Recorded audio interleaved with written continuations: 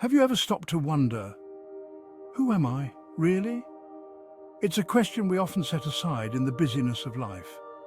But beneath our daily routines and social roles lies a complex web of identity, woven from the things that make us, well, us. So what actually shapes who we are? Psychology of identity, who are you really? Our identities are like puzzles, formed by different pieces from our genes to the culture we grow up in. Imagine identity as a foundation built from nature, nurture, and experience.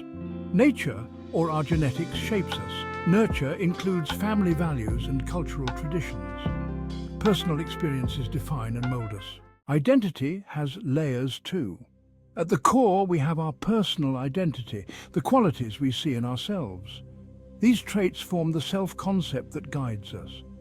Then there's social identity. This layer defines us in relation to others. Think of it as the different roles you play in life. Each role is a kind of mask we wear. Role identity is powerful and affects how we feel about ourselves. Part 3. Identity crises and evolution. Ever heard of an identity crisis? It's a phase when we start to question who we are and what our purpose is. Sometimes life events trigger this, like starting a new job, going through a breakup, or even a major loss. Adolescence is a common time for identity crises because we're trying to figure out where we fit in. But it can also happen later, during midlife, as we re-evaluate who we've become and what really matters to us.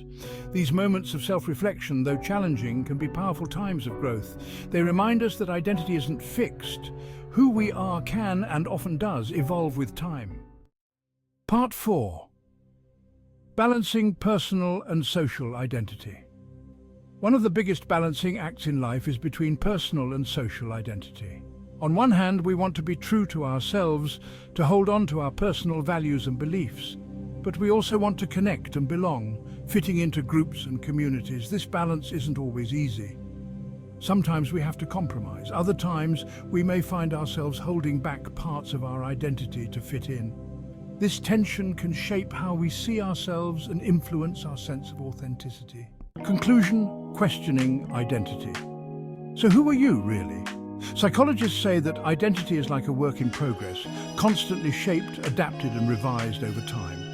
Our identities may start as a mix of family, culture and personal experiences, but they're never truly complete. The most important thing is that we keep asking, reflecting and most of all, growing. So tell us in the comments, how has your sense of self changed over time and what shaped who you are today? Thanks for watching, and remember to stay curious about who you are.